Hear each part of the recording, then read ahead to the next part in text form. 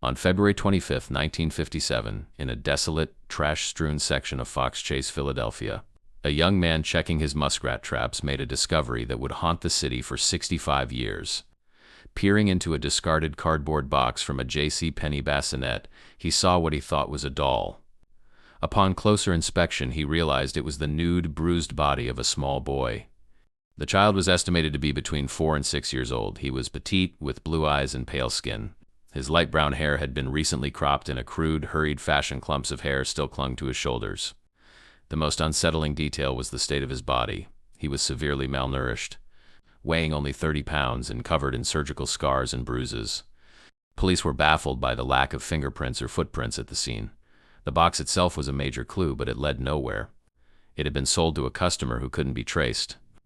The boy's body showed signs of immersion, suggesting he had been kept in water for a long period before death. Despite his condition, he appeared to have been prepared for his final resting place. The Philadelphia Police Department launched one of the largest investigations in its history. They printed 400,000 flyers with the boy's likeness and tucked them into gas bills. They even dressed the body in typical children's clothes for a post-mortem photo, hoping a neighbor or teacher would recognize the boy in the box. Yet remarkably, no one came forward to claim him. The first major spooky lead came from a psychic named Florence Weirs. She claimed the boy was connected to a local foster home located just 1.5 miles from the dump site. When investigators visited the home, they found a bassinet similar to the one the box had contained. Furthermore, they found blankets hanging on a clothesline that matched the one wrapped around the boy's body. The foster father, Arthur Nicoletti, was a primary suspect. It was rumored that he had fathered a child with his stepdaughter, and that the boy in the box was the result of their illicit union, hidden away to avoid scandal. However, medical records and DNA tests in the late 1990s eventually cleared the family. The lead, which had seemed so promising, turned into a dead end. In 2002, the mystery took a terrifying turn when a woman known only as M came forward. She claimed her mother, a prominent librarian, had purchased the boy from his birth parents in 1954. M alleged that for over 2 years, the boy was kept in a basement, subjected to extreme abuse, and never allowed to see the light of day. Her story was filled with harrowing details. Claimed the boy's name was Jonathan. She recalled a night when he had vomited in the bathtub and her mother, in a fit of rage, had slammed his head against the floor, killing him. She described how they drove to Fox Chase to dump the body in a J.C. Penney box. Most chillingly, she said a male motorist had pulled over to help them that night, a detail that matched a 1957 report. Police initially believed him, but her history of mental illness made her testimony difficult to use in court. When they searched her childhood home, they found no physical evidence of a child ever living there. The M theory remains one of the most debated aspects of the case, a story of a secret son living in a suburban basement while the world looked for him elsewhere. For decades, the boy lay in a potter's field under a headstone that read, "Heavenly Father, bless this unknown boy." Local detectives, many now retired or deceased, spent their own money to keep the investigation alive. They formed the Vidoc Society, an elite group of forensic experts dedicated to solving the coldest of cold cases, with the boy in the box as their priority. The mystery turned to modern science in 2019. Forensic genealogists extracted DNA from the boy's remains, which had been exhumed twice. They began the painstaking process of searching massive databases for a match. The unknown was about to be given a voice. The world waited as the genetic strands of a 65-year-old mystery were slowly untangled by computers. In December 2022, Philadelphia Police Commissioner Danielle Outlaw held a historic press conference. She announced that the boy in the box finally had a name: Joseph Augustus Zarelli.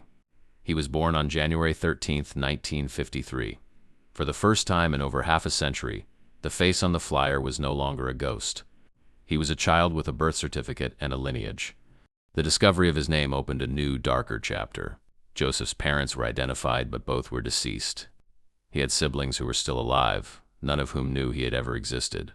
This suggested that Joseph was an invisible child, perhaps born out of wedlock or kept a total secret from his extended family from the moment he arrived home from the hospital.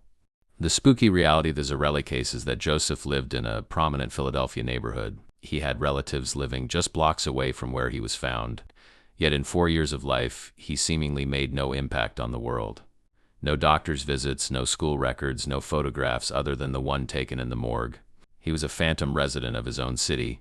Investigators are now focusing on who had custody of Joseph at the time of his death. The Zarelli family was large and well known, but Joseph seems to have been erased from their family tree. The current theory is that he may have been given away or sold to another family, much like the woman M had claimed, though the details of his final home remain shrouded in shadow. The Boy in the Box mystery is a story of the Great Erasure. It is the terrifying reality of how a child can exist in the heart of a major city and be completely unknown to his neighbors. It is a puzzle of genetic markers, discarded bassinets, and the silent walls of a 1950s home. Joseph Augustus Zarelli is no longer the boy in the box, but he is still a victim seeking the why. Today, Joseph has a new headstone in Ivy Hill Cemetery adorned with his name and a mountain of stuffed animals left by strangers. The heavy air of the Fox Chase dump site has cleared, but the investigation into his homicide remains active. The police are looking for anyone who lived on 61st and Market Streets in the mid-50s, who remembers a small, pale boy who suddenly vanished. As the sun sets over Philadelphia, the story of Joseph Zarelli serves as a haunting reminder that secrets can last for generations, but the truth has a way of rising from the dust. He is the unknown boy who became a symbol of a city's conscience. His mystery is a testament to the fact that no one is truly forgotten as long as someone is still asking, who was he? The case of the Boy in the Box is a masterpiece of forensic perseverance. It transitioned from a spooky urban legend to a cold, hard criminal investigation. It reminds us that every discarded box and every silent basement holds a story, and that sometimes it takes 60 years for the world to learn the name of a child who just wanted to be seen and loved. Joseph's eyes, so bright and blue in the old black and white photos, now watch over a new generation of investigators. The mystery of his death is the final hurdle. As more people come forward with family stories from the 1950s, the invisible child of Philadelphia draws closer to the final truth. The box is empty now, but the story of Joseph Augustus Zarelli is finally being written.